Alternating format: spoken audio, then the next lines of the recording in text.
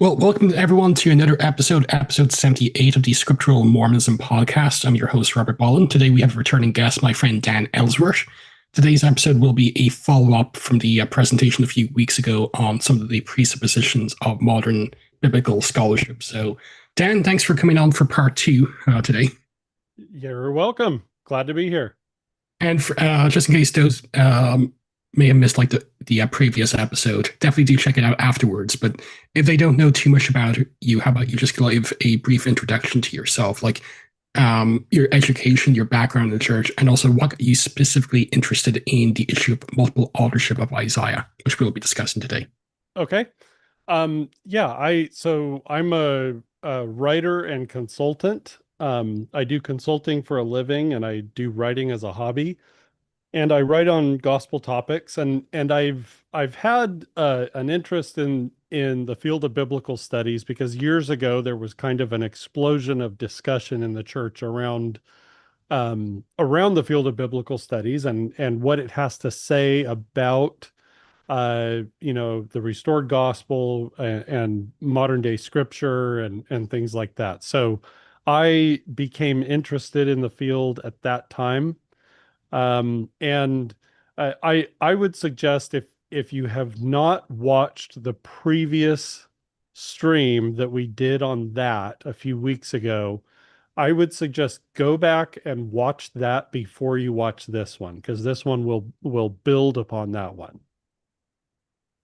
Okay, no, that's perfect. And I believe you have a slideshow. So what I'll do is I'll let you share your slides and I'll be in the background and we can take it from there. So Okay, here we go.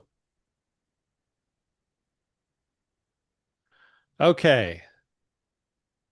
All right. So the title of this presentation is The Authorship of Isaiah, Exploring an Imaginary Problem.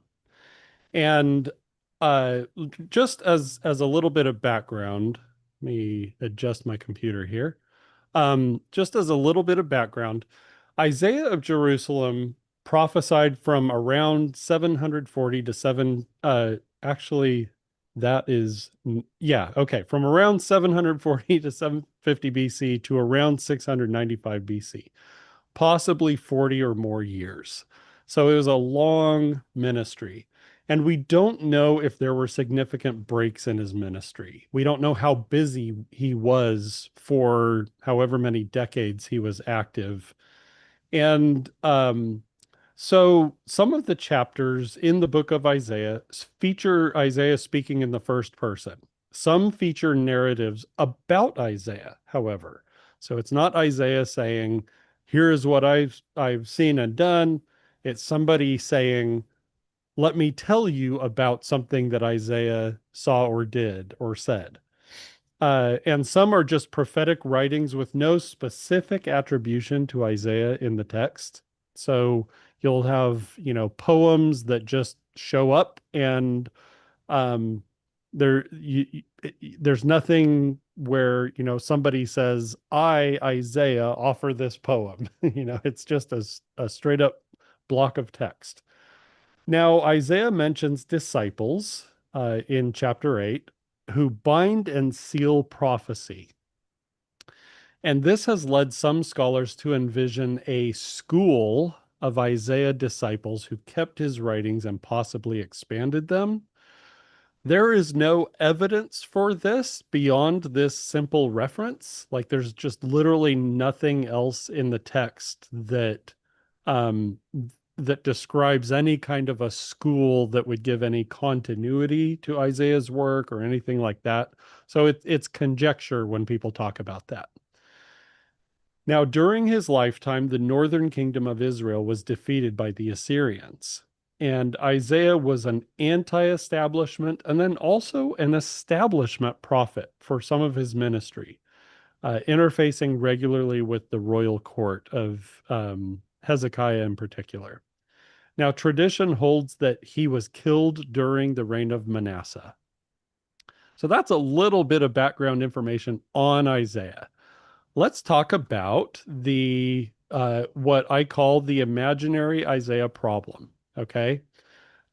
Some commentators refer to what they call the quote unquote Isaiah problem in the Book of Mormon. The view of some scholars that parts of the book of Isaiah in the Book of Mormon were written after Lehi left Jerusalem and therefore could not have been on the brass plates. So here we have a just a little chart of Isaiah chapters that are found in the Book of Mormon text.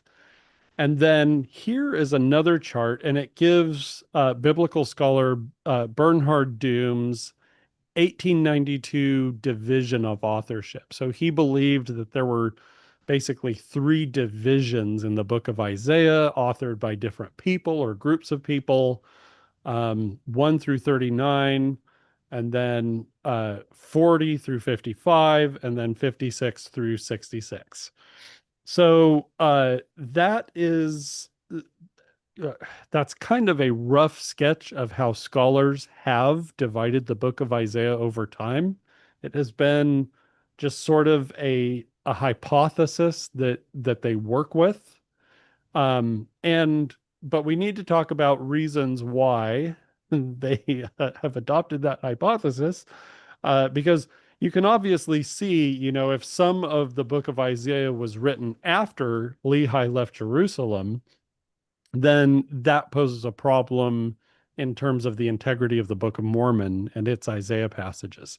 Now, there are some creative things that people have done to try to explain that, and reconcile, biblical scholarship with these Book of Mormon passages in the Book of Mormon. I think I just don't think it's necessary to get creative about this, because this problem, envisioned by Bernhard Doom and adopted by later scholars, is an imaginary problem. It's not a real thing. So I will talk a little bit about why that is, some of the reasons why, but they really have to do with the nature of the field of biblical studies. So when we hear a reference to a problem that emerges in the field of biblical studies, what does that mean? Somebody says, oh, here's a problem in the Bible, right? It means there might be textual problems, and something like that would be inconsistencies between two texts that are describing the same events, right? Or, two histories, like the book of Chronicles in the Bible, and then, the history given in the book of Kings and in other places. You have two versions of Israel's history, or multiple versions of Israel's history. Well, what about, different parts where these might conflict a little bit? You might see differing perspectives on what happened. Now, these textual, so that is one example of what a scholar might call a problem in the Bible. Now, another example would be anachronisms, things in the text that reflect a different time. So, for example, in the book of Genesis, referring to things that are understood to have emerged in that region later on in later centuries, those are what we call anachronisms. They're sort of violations of our sense of time and history, right? And then there are paradigm level problems. And you'll see I put quotes here, problems in quotes. And this is where something in the Bible doesn't fit a scholar's personal paradigm. Okay. And let's talk through some examples of that. One example would be a scholar says, miracles can't be real, so descriptions of miracles in the Bible present a problem to me. Okay. Now, that problem does not exist anywhere but in the scholar's mind. Therefore, to assume that this is a problem for everybody is not accurate, right? It only exists in that scholar's mind. Here's another one. Jesus's resurrection doesn't fit my paradigm, so I now face a problem of accounting for the eyewitness testimony of it in the Bible. Okay, again, not a problem. Not a problem that exists outside the brain of that individual scholar. So if he calls it a problem, he's just speaking personally. It's not a problem for you or me. Another one, my paradigm of God tells me he wouldn't say or do this thing recorded in the Bible. So now I need to solve the problem of what really happened. Now, this last example of a problem is one that a lot of us are a little bit more sympathetic to, right? Because there are passages in the Bible where things are attributed to God that just don't really reflect our experience of God or our understanding of God. And so sometimes we will, think through, okay, um, this does not reflect what I personally understand from experience and what modern day prophets have taught me. Therefore, something is off, and maybe there's more to the story. Maybe there's a different story than what really happened here. So that again, that's a paradigm level problem, but I'm bringing that one forward because it's fairly common and it's a problem that I encounter sometimes in the Bible. And I don't think there's anything wrong with, wrestling with those kinds of problems, as long as we sort of, account for our own paradigm and how it can be limited. So what do scholars do in response to problems? Well, you can ignore or deny. If you are a fundamentalist scholar, you are going to employ your scholarly tool set to either ignore or deny any problems whatsoever in the Bible, right? You'll consider the Bible inerrant, it's perfect. There's nothing wrong, nothing worthy of concern about the text. If I feel any kind of discomfort or dissonance with it, it's all on me, right? So that's kind of the fundamentalist train of thought.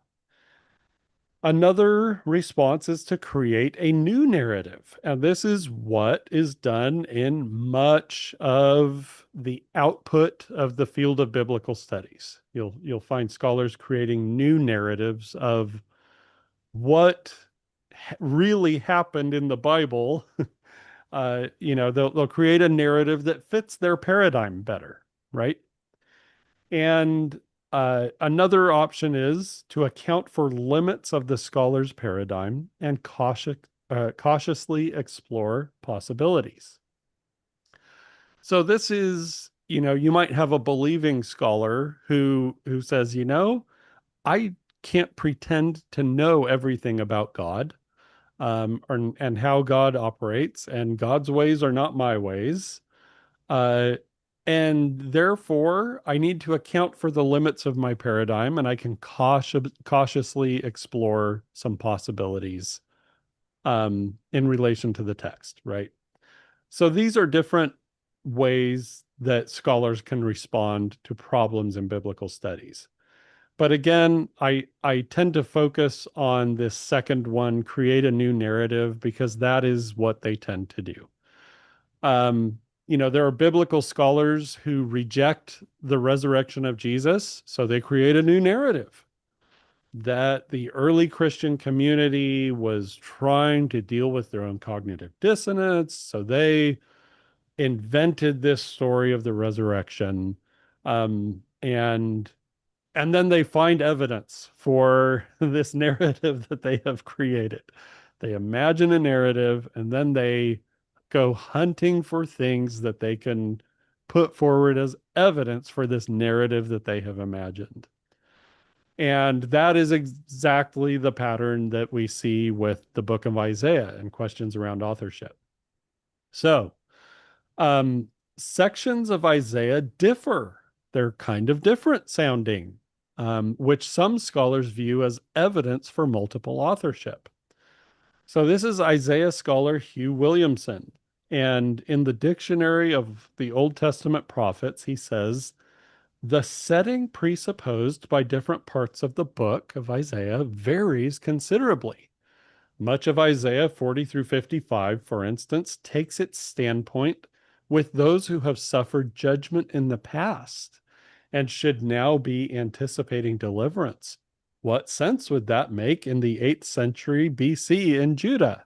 Okay, I'm going to come back to that question in a second. But he says the messages of the different parts of the book are so diverse that they cannot be understood as other than accompanying historical change. If all of them were delivered and considered together in the 8th century BC, they would be contradictory. It is only as they are related to different periods that the underlying unity becomes meaningful. Okay, so what he's putting forward a quote unquote problem here, and that is Isaiah is talking to different contexts, different people in different contexts who have experienced very different things. He's talking to people far in the future at some points in the book. And so why would he deliver those prophecies during his lifetime in the 8th century BC? Now, if you are a scholar and you cannot accept the idea of prophecy, of a prophet speaking to people in the future and counseling people in the future, centuries ahead of your time. Um, if you can't work with that fact, that reality, because your scholarly paradigm does not allow you to, then you will need to come up with a different way of thinking about the book of Isaiah, right? So remember in the last stream that we did, we talked about methodological naturalism. And that is the working paradigm that scholars have to adopt in the field of biblical studies. So, methodological naturalism rejects the possibility that Isaiah could or would have spoken to people in the future. Now, if you have a more flexible understanding and you're a believer and you understand that God might ask his prophet to speak to people in the future, then you can be a lot more flexible about the book of Isaiah and understand, yeah, there's no reason why Isaiah wouldn't speak to people in, centuries after he lived and even further in the future than that, right? But the other issue with Hugh Williamson's remarks is he says, what sense would that make in the 8th century BC in Judah? Well, one of the patterns we see in the book of Isaiah is there are a couple of points in the book where Isaiah talks about sealing up prophecy to be opened up later. And the reason for doing that is so that people of that later time uh they have incontrovertible evidence of the reliability of the prophetic word, and they don't attribute this miracle to their idols because they're an idolatrous people, right? So that is a message that we see in the book of Isaiah. So we don't have to assume that Isaiah's message, all of the entire book of Isaiah, was distributed widely during his lifetime. Parts of it might have been just kept within scribal schools, sealed up for later, or just not widely distributed. So we don't really have a sense of which of his writings and speeches and his oracles were kept where and how. We do have a later remark, and I think it was from Ben Sira, but I'm not positive. No, it might be from the Talmud. I can't remember the source. But we are told that Hezekiah had a group of people who managed these kinds of writings and so forth. So we can kind of infer that there was a team of people in the royal court that managed the writings of Isaiah, the prophecies of Isaiah, but we just do not have very much detail. Like anything beyond that is real conjecture. So, but anyway, this is what Hugh Williamson articulates here is the basis for the imaginary Isaiah problem. Okay. This problem that scholars imagine for the book of Isaiah. Now, um, let's zero in on what he says here. The messages of the different parts of the book are so diverse that they cannot be understood as other than accompanying historical change. This, all he's doing here is speaking from his own personal paradigm. There are other scholars who don't agree with this statement. It doesn't violate their paradigm. They can understand Isaiah's prophecies in different ways, or the idea that, historical change had occurred to some degree does not bother them, right? Um, and, they can understand that Isaiah actually saw historical change through prophetic vision, right? So if you're a believer and you're not constrained by this artificial paradigm of methodological naturalism, then this shouldn't really bother you. But what we're getting here from critical scholars like Hugh Williamson is more or less what they're saying is the book of Isaiah does not present the reader with what I would have said and done if I were Isaiah, right? They're giving you a snapshot of their own brain, their own paradigm, their own vision of how Isaiah should or should not have operated, how God should or should not operate with regards to his prophets. That is what they are giving you when they put forward their narratives of what they think really happened with the Bible. So, what happens here in the field of biblical studies is they imagine a problem, all right? And then they create a theory in order to explain that problem or provide an alternative narrative to what they see in the Bible. And if you if you've seen I did a presentation on Joseph Smith on Latter-day Presentations a while back, and I went through this exercise. This is what scholars do with not just the Bible, but also, theories about how the Book of Mormon came about, right? So we have our official history that comes from Joseph Smith and that tells us, here is how the Book of Mormon came about. There was an angel, there were plates, and here's the translation process and so forth, right? With the Bible, we have a lot of, similar kind of historical claims. Here is what happened in ancient Israel. Here is what a prophet did. When the Assyrians came to take Jerusalem, Isaiah confronted them, and here's what happened. And so you have these things being explained by um, by historians in ancient Israel, and they say that Isaiah prophesied, and the Assyrians were defeated. So that's a phenomenon, the defeat of the Assyrian army that is explained by historians in ancient Israel, and it's recorded in the book of Isaiah, and also I believe in Second Kings.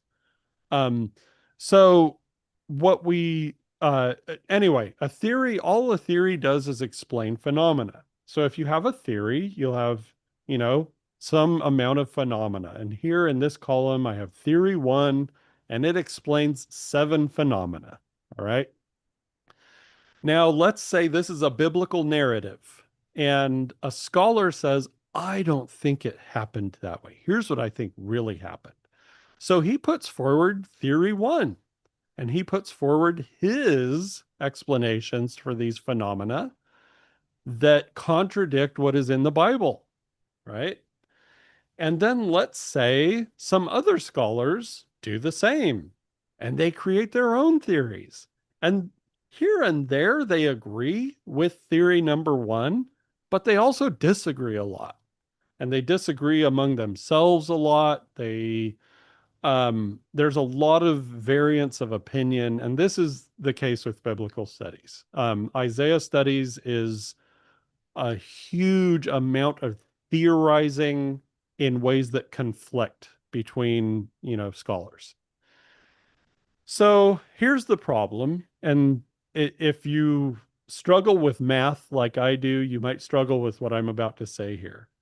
But only one of these theories can be true. Let's assume that one of these theories is true. A scholar sees a problem in the Bible, he puts forward a theory, other people put forward their theories. For each of those phenomena, P1, 2, 3, 4, 5, 6, and 7, each of those phenomena has only one correct answer, only one factual explanation. So let's say, there are all these differences between the scholars about explaining those phenomena. If there is only one possible explanation, then every other explanation generated by a scholar is false. It's nonsense. It's not true. And you can see, just visualizing this, scholars generate massive amounts of nonsense. They generate huge amounts of research and theories and explanations and arguments that nobody believes are factually true. And so mathematically, you have these explained phenomena, and then you have how many unique explanations do you have for the various phenomena? Um, and then if you adopt the view that only one of those can be true, then you have a lot of false explanations, right? And you're just in this model alone, the number of total false explanations for phenomena is 42. So most of what you see in this scholarly theorizing about the biblical text is nonsense. It's not true. Mathematically, it cannot be true because there is only one factual explanation for every phenomenon described in the Bible. So all additional explanations beyond one um, are just showing you that scholars are capable of generating huge amounts of nonsense. Okay. Now, so if we do ask this question, which of the theories is true? Okay. The answer is the field of biblical studies does not answer the question of what is true. And peer review does not indicate something to be factually accurate. So, if you want to see what I mean by this, take a biblical commentary from the field of biblical studies, grab a commentary on Isaiah or Amos or a commentary on Genesis, go to a Bible scholar, hand that book to the Bible scholar and say, is this true? And the Bible scholar will, uh, if he knows his field, he will say that is not the way to think about this book. We don't think in terms of true or false in biblical studies. We think of, is this argument viable? Does it meet the standards of our profession? Right? It's we can't tell you whether it's true or false. That's not the business that we're in, determining whether things are true or false. What all we can do as biblical scholars is generate hypotheses and narratives and, generate those within the parameters of our profession. True or false doesn't really factor into the field of biblical studies. That's not what the field is about. Now, there are some questions where you can think in terms of true or false. If you say, I want to know how many instances of the Hebrew verb ohev, to love, right, are in, Isaiah chapter 11 or Deuteronomy or something like that. A scholar can actually count the instances of that verb and give you a factual answer based on, a particular text of the Bible, like the Masoretic text or the Septuagint, right? Or, a Dead Sea Scrolls text. They can give you a factual answer that is either true or false. But that's not the same as a narrative. And biblical studies is about creating narratives that are, you can't say whether they are actually true or false. You can only say whether they conform to standards of the profession as understood in a particular university or in a particular place. Like in Scandinavia, they have different standards and ways of thinking about the Bible than in Germany and in the United States and in other places.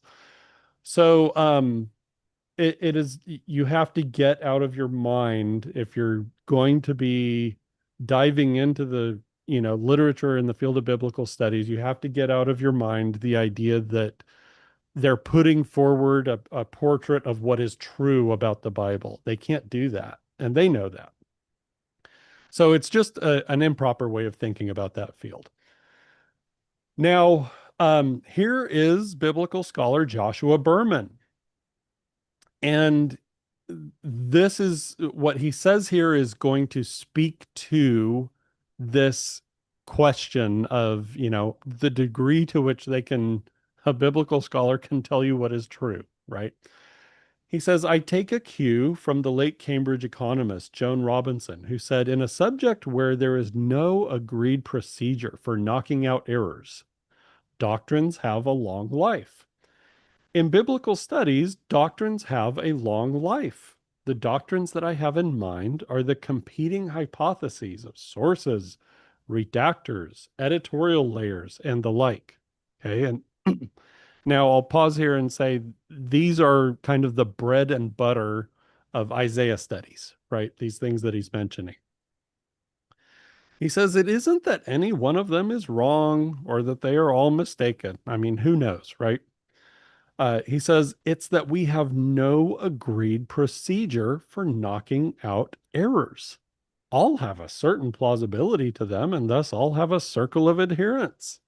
The problem with the methodology of diachronic study is that it has never insisted on external control to validate its results.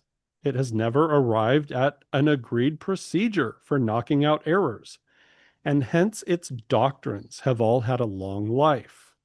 Now, one of these doctrines is multiple authorship of the book of Isaiah. Why does that doctrine have a long life? Because there is no agreed upon procedure for knocking out errors, and they do not look to external controls. Now, what does that mean? Looking to external controls means if you make a claim about the book of Isaiah and you say, I am not sure that this chapter came from Isaiah because when people write about this subject, they don't do it the way Isaiah did it. Or if you say, there's a shift in tone between this chapter and the next chapter, so I'm not sure it's the same author writing.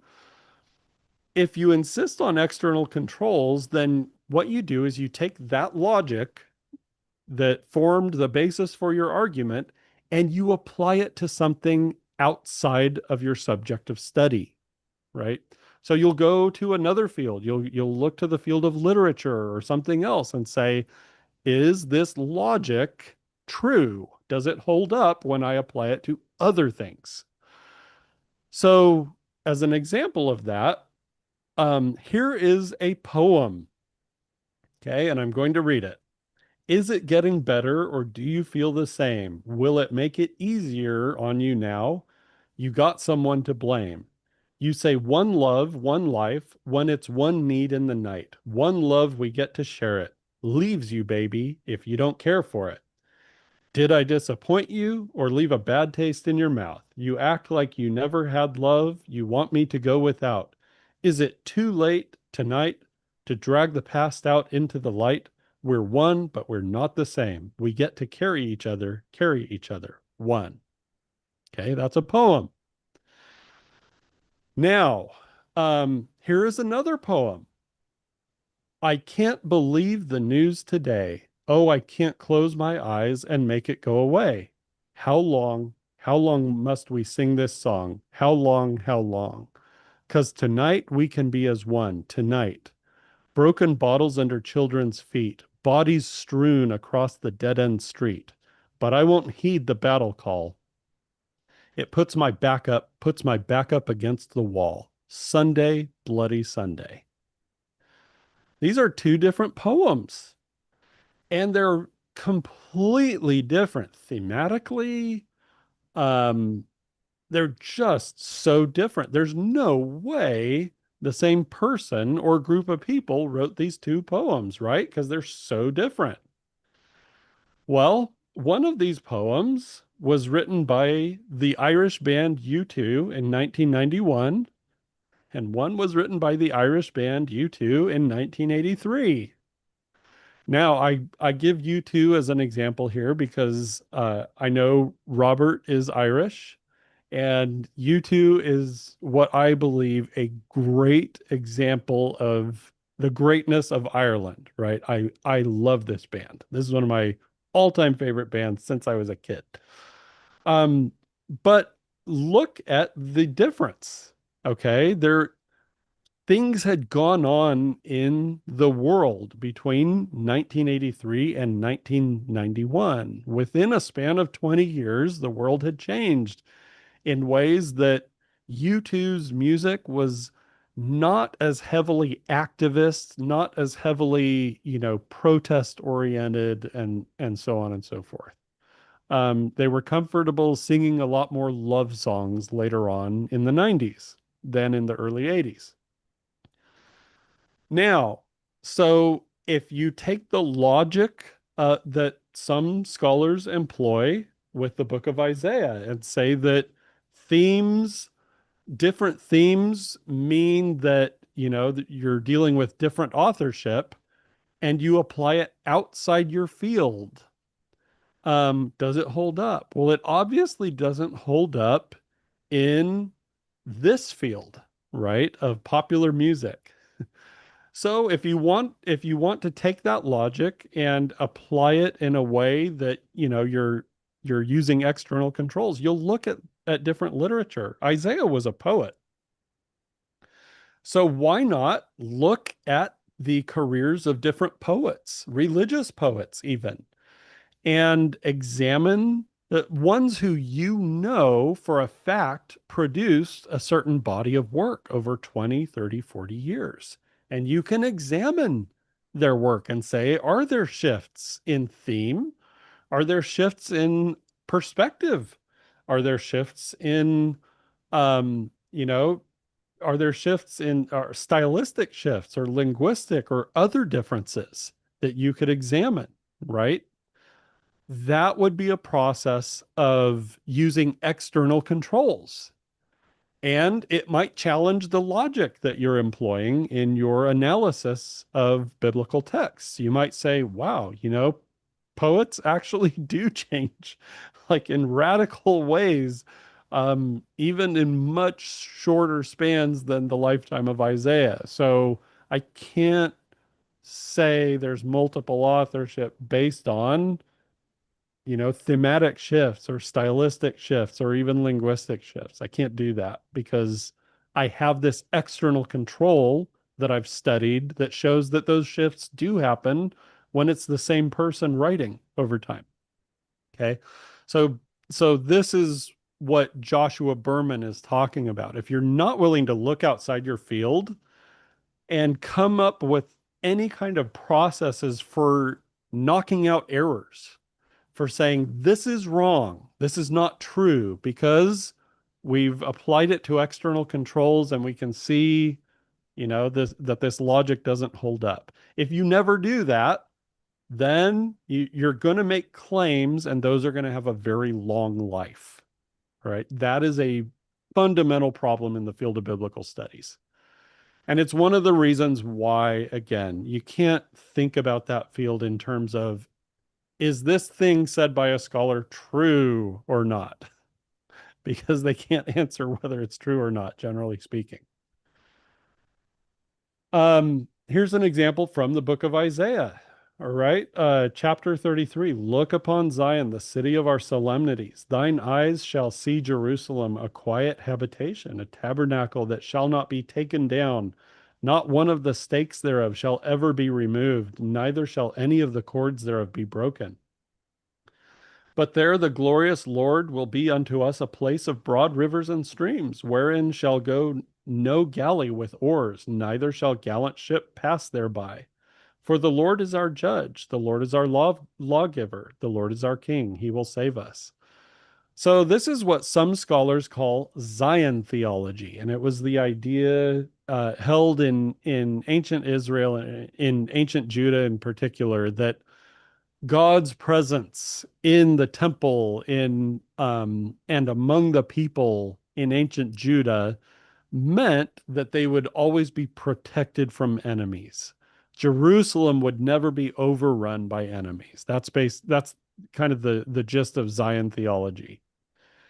So if this is what Isaiah is saying in Isaiah 33, and I'm a scholar who thinks that a prophet can only hold one point of view, then if I ever see anything that diverges from this theme and this tone in Isaiah 33, I'll say, oh, it must be a different author, right?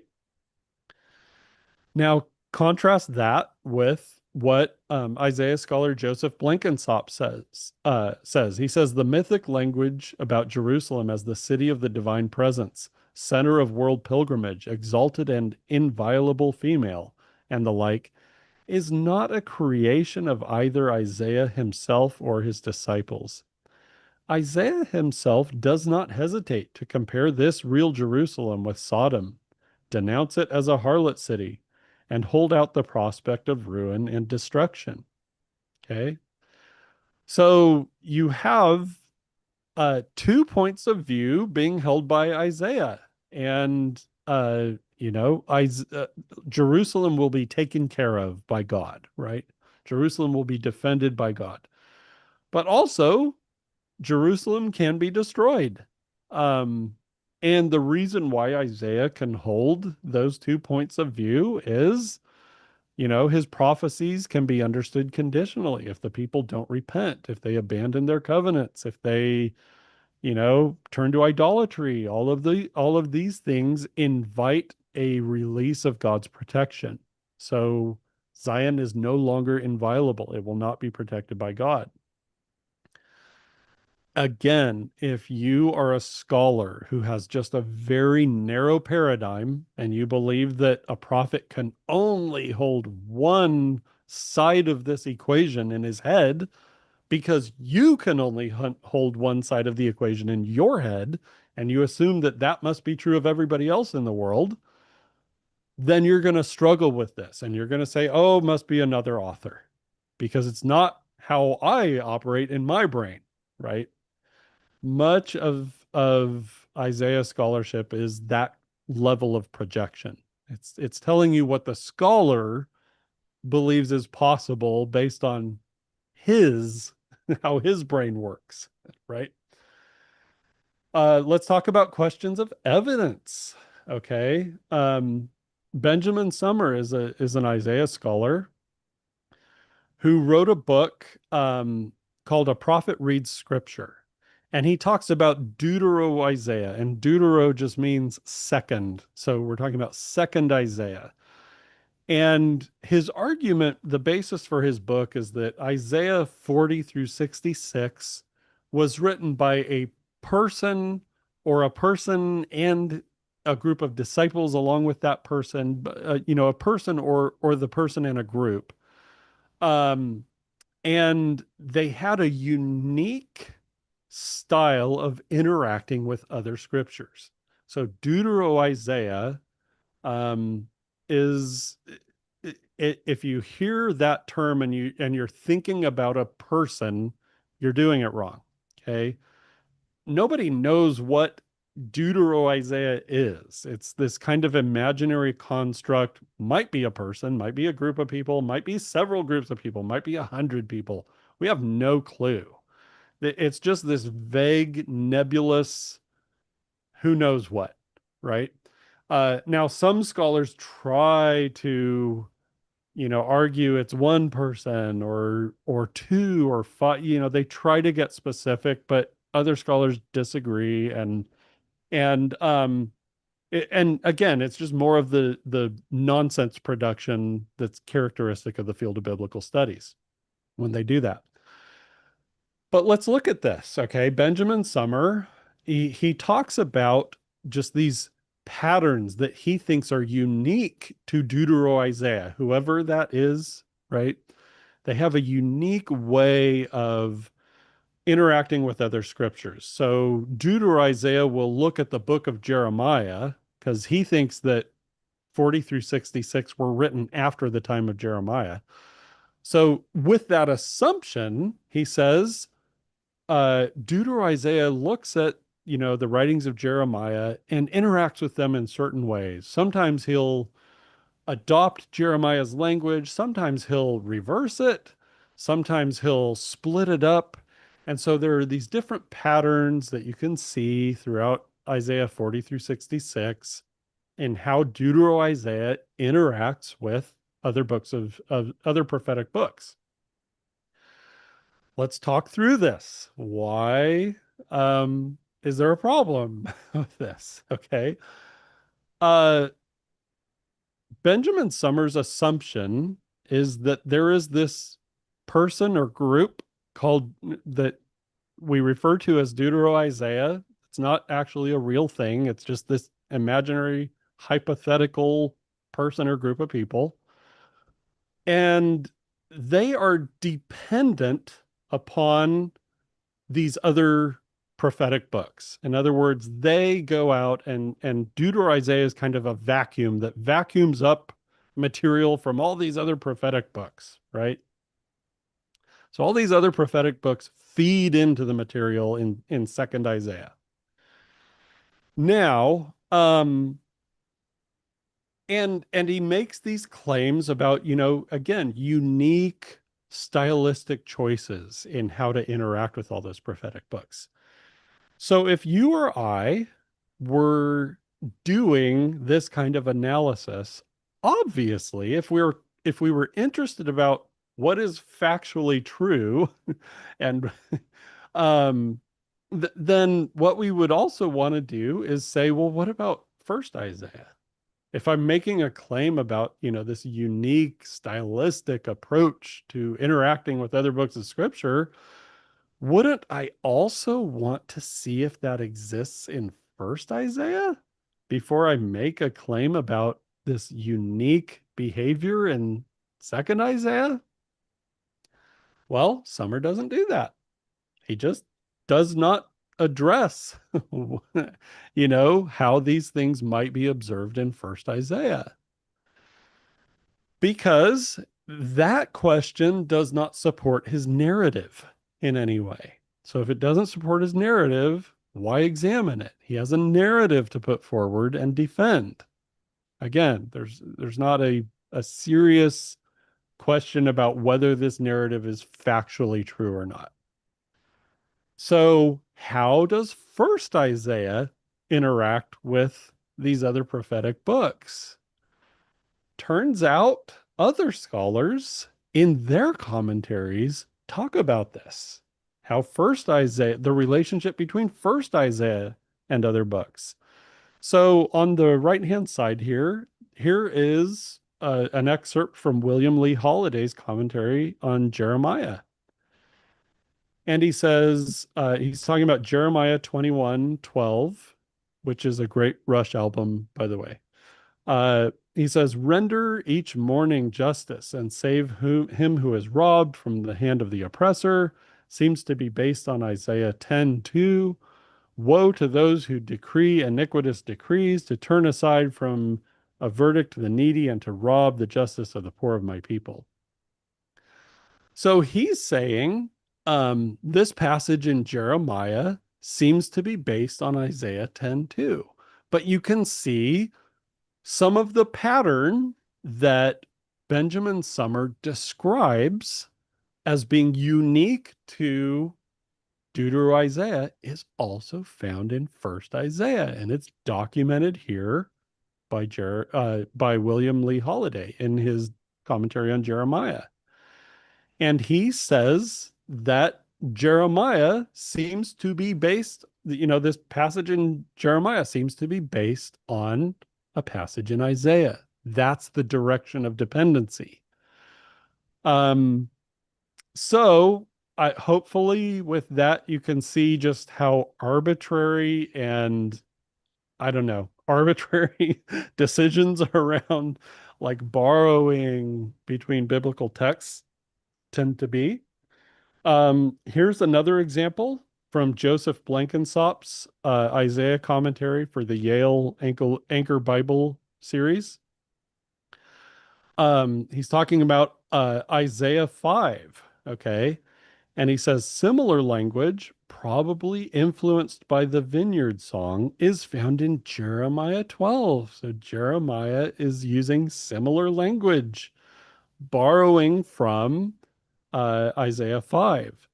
And a later brief commentary on the song announces the reversal of the cursed condition. Now, reversal is one of those things um, that Benjamin Summers says is uniquely a pattern employed by Deutero-Isaiah. So hopefully you can see just how convoluted the mechanisms are that scholars employ to defend their narratives rather than, employ external controls and ask these larger questions about, okay, does this logic apply in other places? Um, so there's another problem with Summers' analysis. Now, I say problem, I'm going to put that in quotes because this is just a problem among scholars. It's not a real thing. But I'll describe it, a problem among scholars, even though it's not a problem for me because I don't care. This is not my circus, but I'll describe it for you so you can see how this works. Here's another problem. Okay, so Summer, when he says Deutero-Isaiah employs these, different strategies in engagement with other texts. Um, when he says that, the problem is those strategies are found throughout Isaiah 40 through 66. Okay. And other scholars, there is a scholarly consensus, and I'm saying that with quotes because I think that term is kind of a joke, but there are a lot of scholars over the years who have held to Bernhard Doom's division of Isaiah and even split it up even further and said, oh, 40 through 66 was written by a number of people, and there's a clear division after chapter 55, the following chapters, 56 through 66 could not have been written by the author of 40 through 55 and so forth. The problem, so when Summer, to defend his narrative of this behavior of engagement by Deutero-Isaiah with other prophetic books, he has to make an assumption that 40 through 66 were written by the same person or the same group of people. Okay. He has to go against the consensus that they were not. So here is Hugh Williamson, again, one of the world's top Isaiah scholars, reviewing Benjamin Summers' book. And he says there is a danger, and Summer is by no means alone in falling for it, that discovery of some new data may blind the critic to the force of other considerations which need to be kept alongside it. The critical conclusions which he rejects, okay, this division of 40 through 66 into multiple authors that Summer rejects, the critical conclusions which he rejects have been achieved over a long period of time and on the basis of many converging lines of evidence. So he's saying that Summer is rejecting this vast amount of credible biblical scholarship in order to defend his narrative. And he says this will need to be done in the context of many other lines of evidence to which he pays not the slightest attention. Like, how could Summer ignore all of this evidence put forward by other scholars, right? that 40 through 66 were written by different people in different places, different time periods.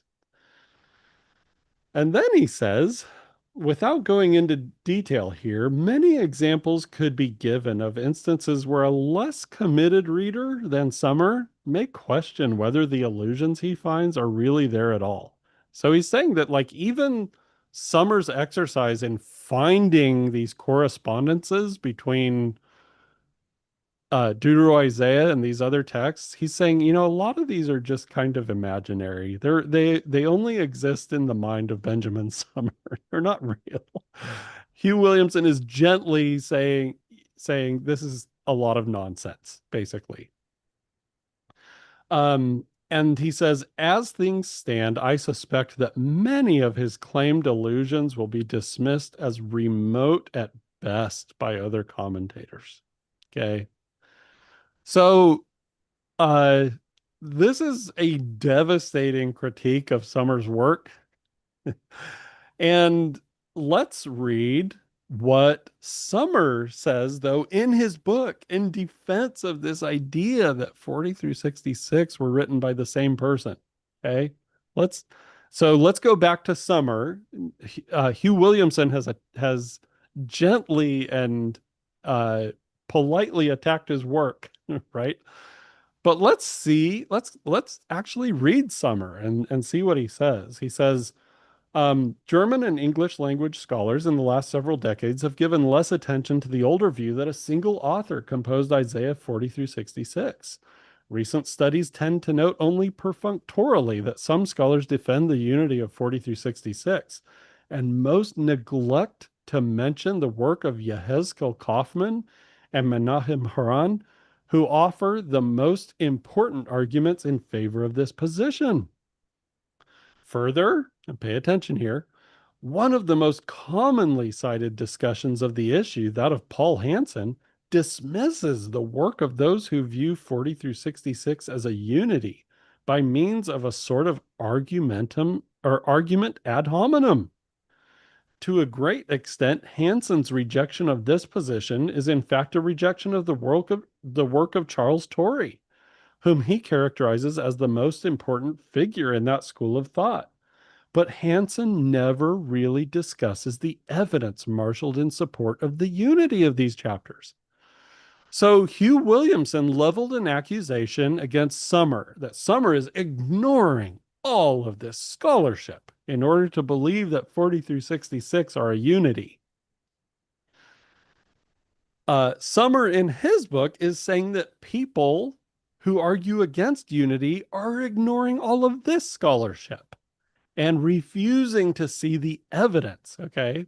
So Summer then just shortly after that, he gives a survey of Hansen's arguments as to why, there are multiple authors through for 40 through 66.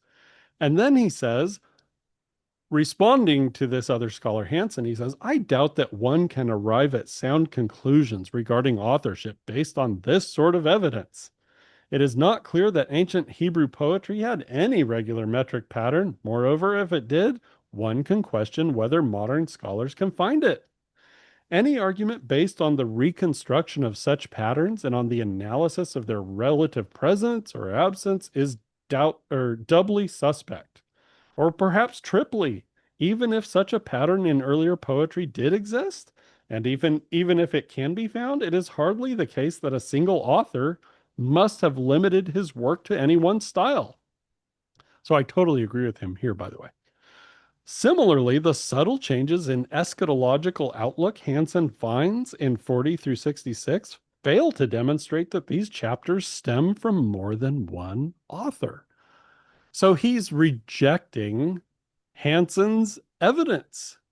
Summer sees these things that Hansen put forward, different kinds of Hebrew poetry, which I put in quotes because that's a whole subjective analysis on its own. And differences in eschatological outlook and things like that. He's saying those are not evidence for multiple authorship. Well, Hansen thinks they're evidence for multiple authorship. Why doesn't Summer think that they're evidence for multiple authorship? The reason is because there's no such thing as evidence for narratives in the field of biblical studies.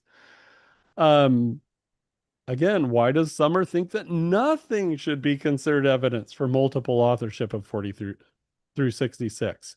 And why does Summer believe that other scholars are ignoring evidence for the unity of 40 through 66? Decisions about what should be considered evidence for divisions or unity were made by these scholars before they produced their studies. Okay? They were not following the evidence where it leads. They had a narrative, and that narrative determined what they would see as evidence or lack of evidence. Okay?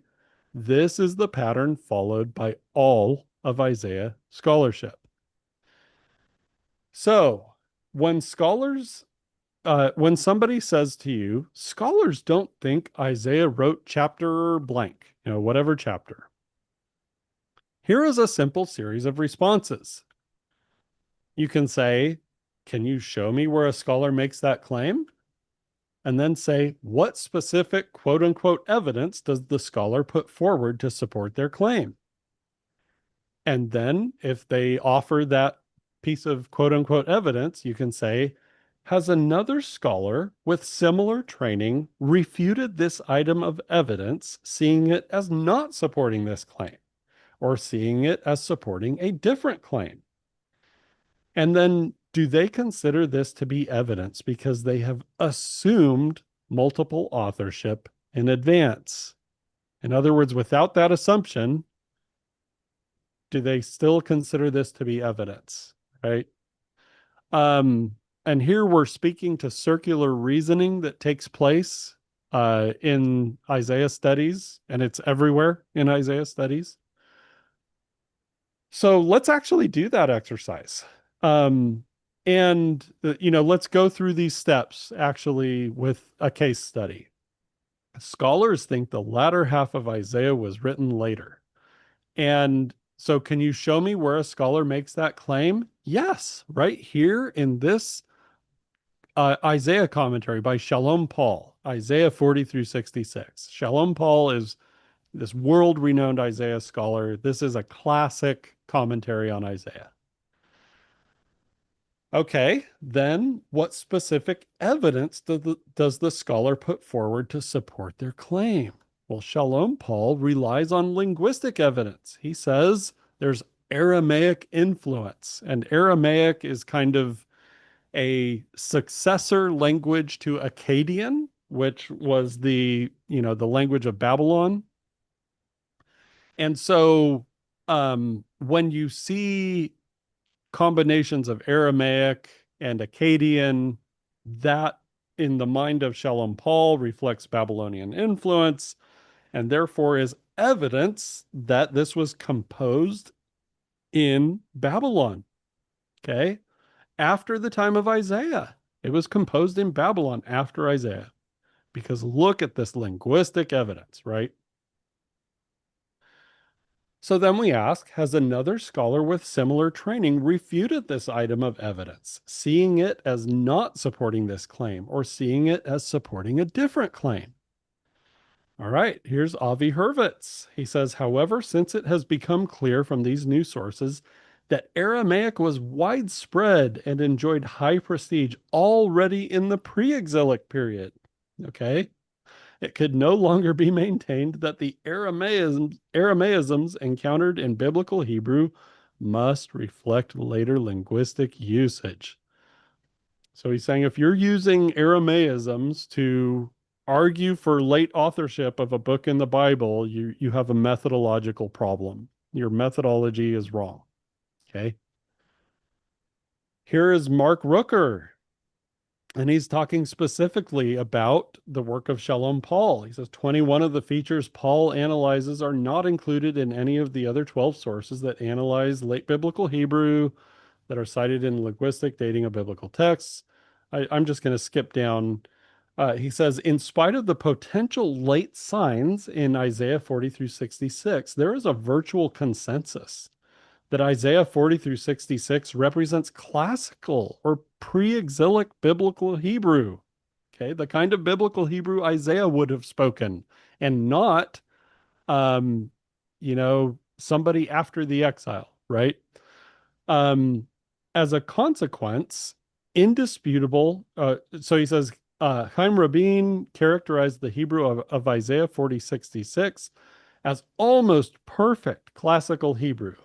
As a consequence, indisputable marks of late biblical Hebrew in Isaiah are scanty. On the contrary, Isaiah 40 through 66 is clearly aligned with early biblical Hebrew. Um, and then he says, since the language of Isaiah 40 through 66 does not diverge from pre-exilic Hebrew, it provides no evidence that Isaiah 40 through 66 was composed in the exilic or post-exilic periods. Okay. So this is Mark Rooker, right? And this is again, they're pointing out problems. They're saying this thing that Shalom Paul puts forward as evidence for late authorship or Babylonian authorship, which implies late authorship, it's not viable. It's a methodological error that he's employing. Okay. So, do they consider this to be evidence because they have assumed multiple authorship in advance? All right. A key for identifying this problem is when this phenomenon is seen in other places, do they always see it as evidence for multiple authorship? Okay.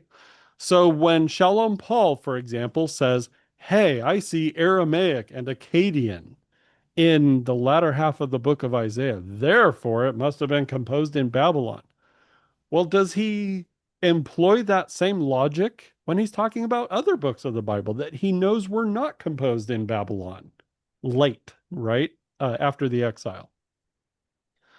Um, so if he's inconsistent, that's a problem in methodology, right? Here's Lena Sophia Tiemeyer, okay, editor of the Oxford Handbook on Isaiah, right? Looking at the issue from the wider scope of the Hebrew Bible, the issue of Akkadian influence, that's Babylonian language, in Isaiah 40 through 55 must be put in proper perspective. First, I would claim that most texts in the Hebrew Bible betray Akkadian influence. Okay. So it's not this earth-shaking piece of evidence if you find Akkadian. It's everywhere in the Bible, she's saying. She says a brief glance through Paul's Amos commentary. So Shalom Paul wrote a commentary on the book of Amos, reveals that Paul detects a high number of Akkadian loanwords in the book. Okay, so it must have been written after the exile in Babylon, right? Well, she says these two examples demonstrate how relatively easy it is to find verbal and conceptual parallels between a Hebrew text and an Akkadian text of roughly the same age without necessarily postulating that the author resided in Babylon. In other words, you can find these things in the text. They do not mean that it was composed in Babylon or that it's late.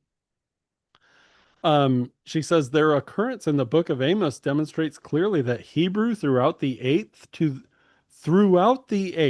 the 6th century BC, that's, covering the time of Isaiah, incorporated a number of words from Akkadian, the politically dominant language of the time, either directly or via Aramaic.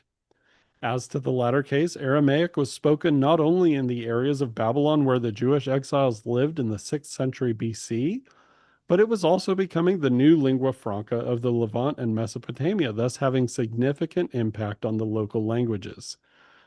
Therefore, a loanword that has entered Hebrew via Aramaic cannot by any stretch of the imagination be an acceptable argument for a Babylonian setting of Isaiah 40 through 55. And I would add by extension, Isaiah 56 through 66. Okay. So here is the truth of the Isaiah quote unquote problem. There is no such thing as evidence for multiple authorship of Isaiah.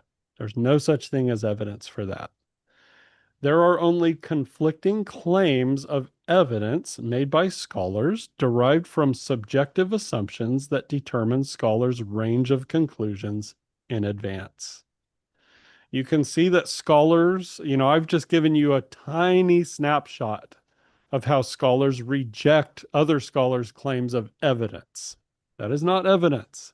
When, so going back to the example of the resurrection of Jesus, if a scholar like Bart Ehrman doesn't believe in the resurrection of Jesus, nothing that you put forward as evidence um, will be accepted as evidence by Bart Ehrman. He will see all of those things. He will say, that is not evidence for the resurrection.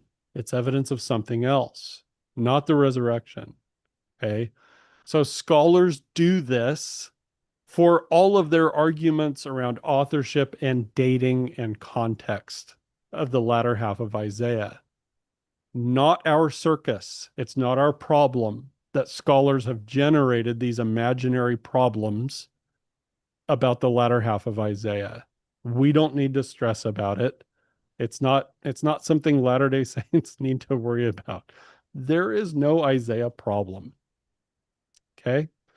So, again, when we hear about problems in biblical studies, oh no, there's a problem in the Bible. What does that mean?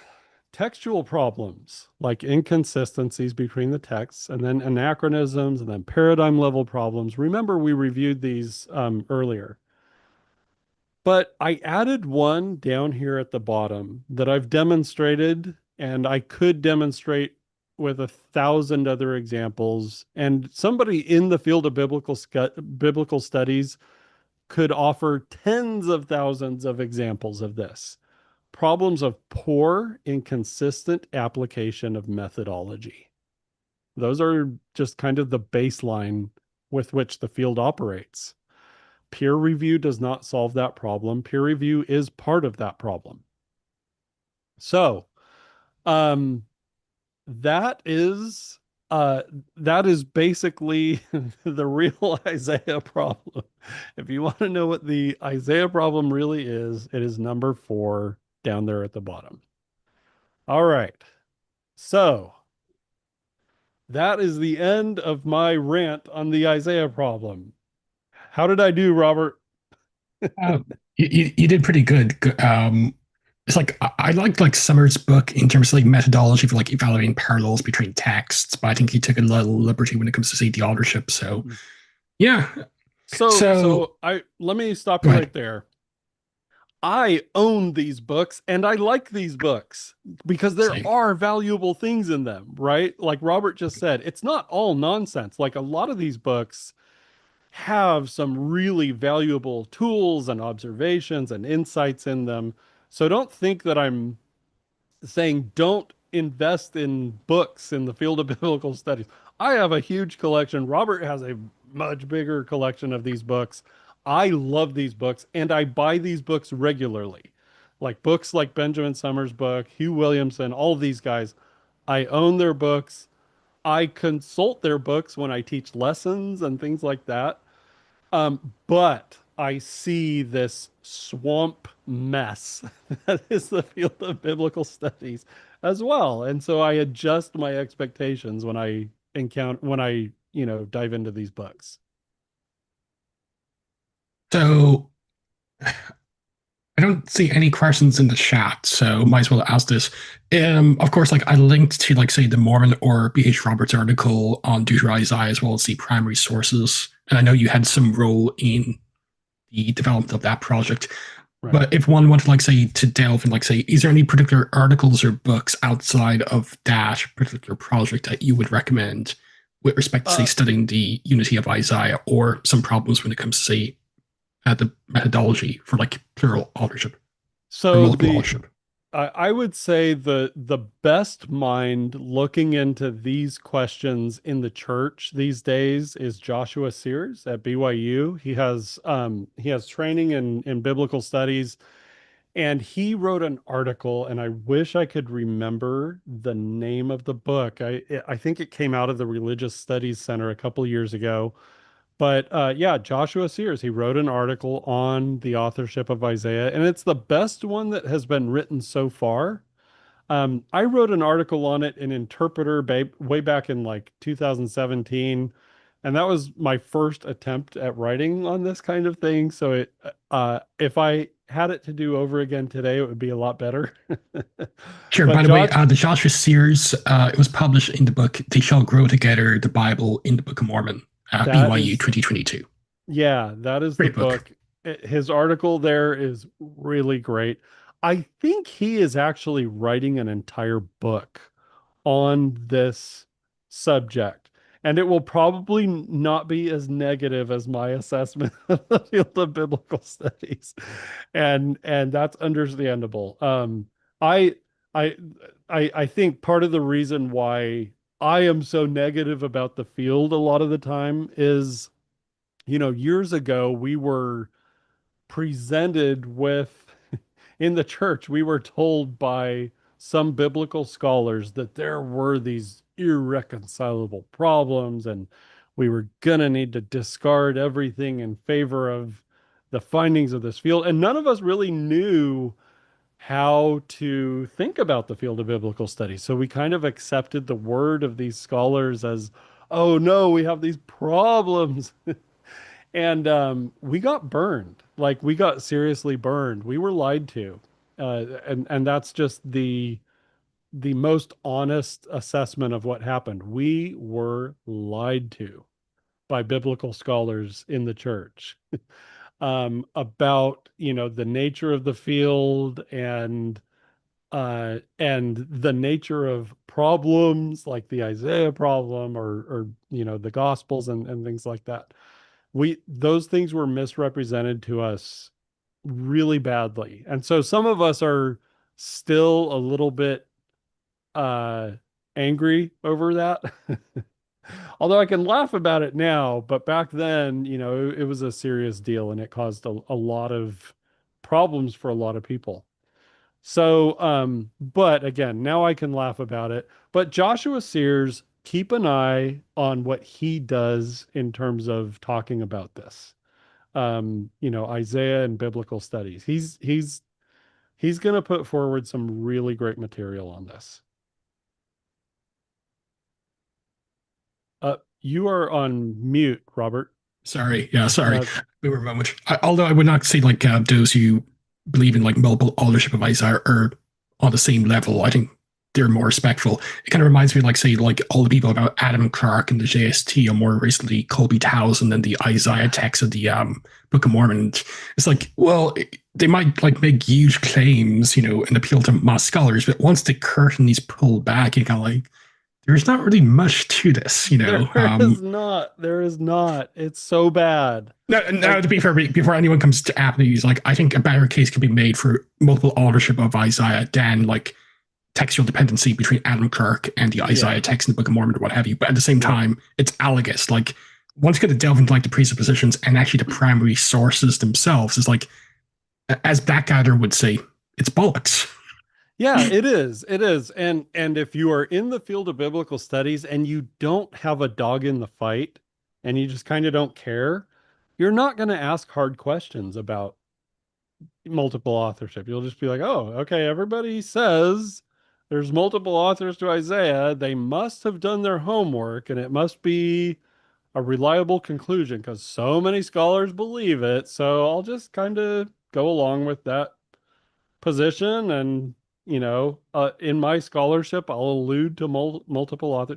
Like a lot of scholars just kind of defer to this idea and it just becomes a working assumption and they never like really examine, they never pull back the curtain, they never watch the sausage being made, because if they did it would be pretty bad. And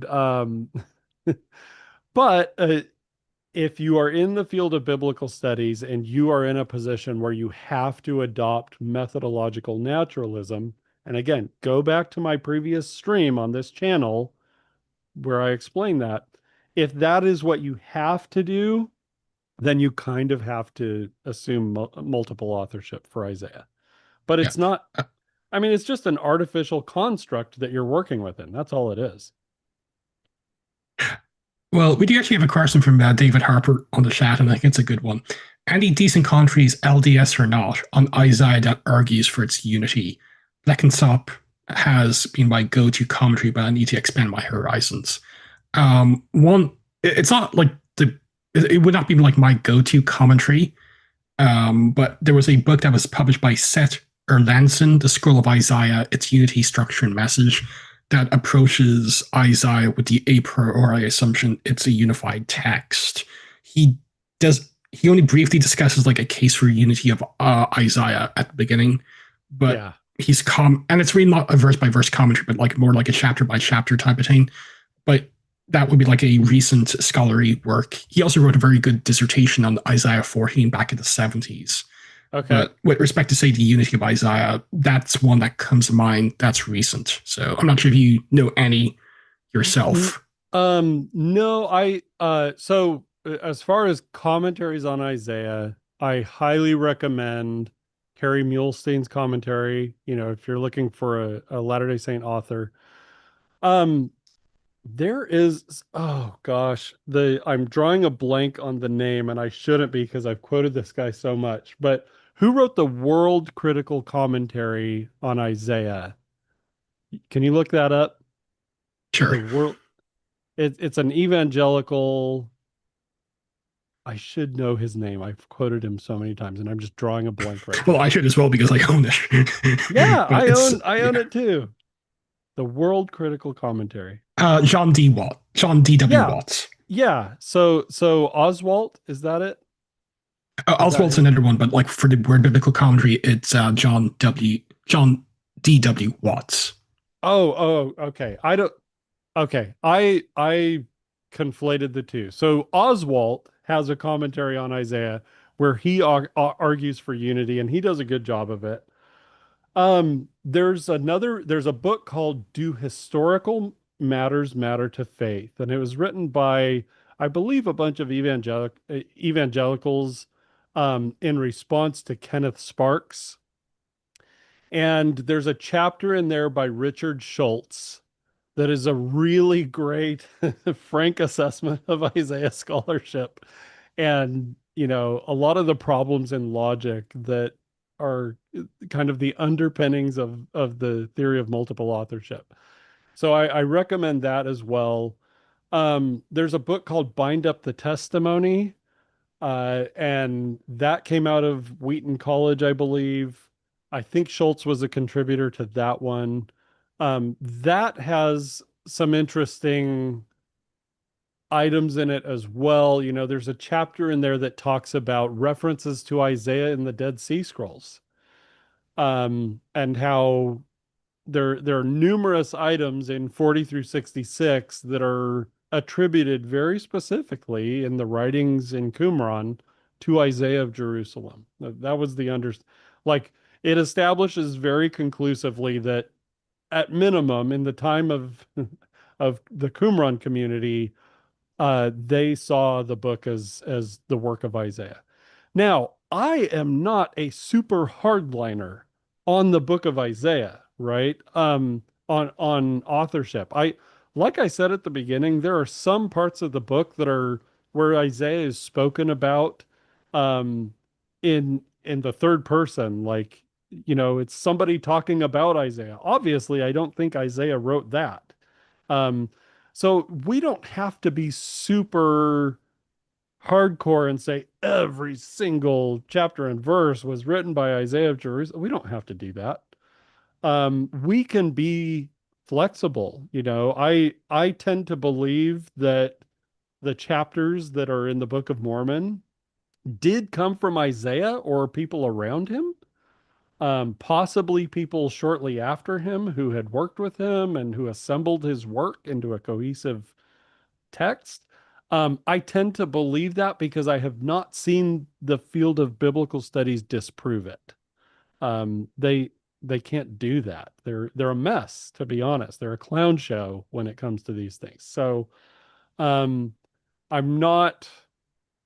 You'll have to give me something more consistent and logically sound than this mess that I see in the field of biblical studies on Isaiah in order for me to be persuaded. Sorry. Yeah, I agree. Like, if one wants to go after the Book of Mormon with respect to Isaiah, I don't think like multiple authorship is the best way. I think David Wright's approach, like looking at the text and whether its relationship to King James, the italics, and the Qumran text and other things like that, is the better way to go. Yeah. You know, but we do have a question from Blaine. If Isaiah were actually written by multiple authors, would that actually be a problem for the Book of Mormon? I've seen arguments that it would both would and wouldn't, and I'd like to hear your perspective. So, of course, like there's the Mormon article addressing like if there was like multiple authorship, but like Blaine's question is like in argumentio, just for the sake of argument. If there were multiple authors, would that be necessarily a problem for Book of Mormon authenticity? Okay, so we are not in the same position as, like, say, evangelicals who look and say, Jesus claimed that Jesus references Job, and so therefore all of the book of Job must be historically accurate, right? Or Jonah, so we're not in that kind of a situation. We can be more flexible. And what I usually say is, we don't have to be as rigid as diehard fundamentalist evangelicals, for example. We can be flexible, but there comes a point where you're too flexible and you're just not like asking any hard questions of scholars, and you're not, because hey, whatever, I'm flexible. Like, why would you want to be that flexible where you don't actually develop any firm convictions about anything? Because who cares, right? So there's somewhere in between where um, we respect the text and we believe that it is authoritative, but we are comfortable with, the fact that there is a human dimension to these texts, and there are human dimensions to the compilation and the transmission and translation of these texts. So we can be more flexible than other people. On the specific question of what if there are multiple authors to Isaiah, Hugh Nibley explored that in his book Since Cumorah. He has a really good section there on the authorship of Isaiah. It's fantastic. And he offers that as a possibility. One of the possibilities put forward by scholars is that Isaiah had a disciple who carried on his work and kind of did things that were held to be synonymous with Isaiah. And so some things are attributed to him that uh, to Isaiah, but they were actually, this disciple of Isaiah, or the school. Those are all hypotheses, and they're not like critical to our faith, right? If Hugh Nibley is right about there being, if his conjecture is right that there possibly was an Isaiah disciple who is responsible for some of the book, it's not a big deal. It doesn't affect the restoration at all, right? All it does is affect, kind of our paradigm that anything in the book of Isaiah, because it says Isaiah at the front, anything after that is written by Isaiah. We don't need to hold that paradigm. We can be flexible. Yeah, and I would just say, even if like there were like multiple authors to Isaiah, in of itself, that would not be a problem. Right. However, and I'm aware, like say some of the apologetic responses, like expansion and so forth, but I do believe, like if you believe in Book of Mormon historicity and authenticity, the chapters that are quoted, at least by Nephi and Jacob, have to be original to the brass plates at the very least. So that would put it like say, but for instance, like as Kevin Christensen and others have noted, like some more problematic texts like Isaiah 40 to 47, for instance, are not actually quoted or referenced in the Book of Mormon. So, I don't think like that, or these things have to necessarily hold to like unity of authorship for like all 66 chapters. But at the same time, if one has like a traditional view of the Book of Mormon, as I do and you do, at the very least, you would have to like hold like some of so-called second Isaiah, or actually Proto-Isaiah, or at least was written before Lehi's exile. So, Yeah, and the other thing is when we talk about the Book of Mormon and Isaiah, um, one of the interesting things that the Book of Mormon presents us with is Lehi and his family do not have the scriptures. Okay. They have to like get the brass plates. They have some knowledge of scripture, um, but they find once they get the plates of brass that there's new stuff that they have never seen before, a lot of new stuff. And then you have Lehi saying, in Second Nephi 2, based on what is written, I suppose that an angel of God fell and became the devil. And, so this is new to him. Isaiah 14 is new to Lehi. He has never seen it before. So, there's something about like that storage of the brass plates. And sometimes when we talk about scribal schools, there might have been just kind of, a system in place that was employed to keep some scripture held privately, not for popular consumption. And when they got the brass plates, they got that. And the brass plates present, a record that came down from the line of the Northern Kingdom through, and so anyway, it's kind of it puts us in a unique situation with regards to biblical scholarship because again, there's that assumption on the part of Hugh Williamson that if Isaiah spoke it, then it must have been for his 8th century audience. Well, maybe not. Maybe Isaiah spoke things and they were stored up in a vault somewhere, right? And held there for some future time, like the book alludes to in multiple places. Seal this up and then bring it out later so that you can see prophecy has been fulfilled. So, eh, yeah. go ahead.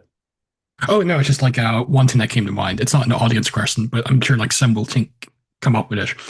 Of course, there's the reference to Cyrus in Isaiah 44:28 and 45:1. So Yeah, like there are some theories, and I side with this like it's actually a later interpolation. I don't think Cyrus is original. Some think it is, and there's like a example of like a direct prophecy. yeah. Do you have any take on the Cyrus issue yourself? I don't feel particularly strongly about it. If a scribe inserted the name Cyrus so that everybody has that specific reference, um, and adapted Isaiah's own prophecy in that way to make it more specific, I'm comfortable with that. That doesn't bother me. I mean, we know that ancient Israelite scribes did feel comfortable, tweaking the text here and there. Um, we know that, so that wouldn't surprise me if that's the case. Okay, and there's one final question, again from Blaine. Kind of strange question, but can we find proof of a singular Isaiah in more supernatural ways, like past prophets have appeared to Joseph Smith, which speaks to their personal existence? I don't know.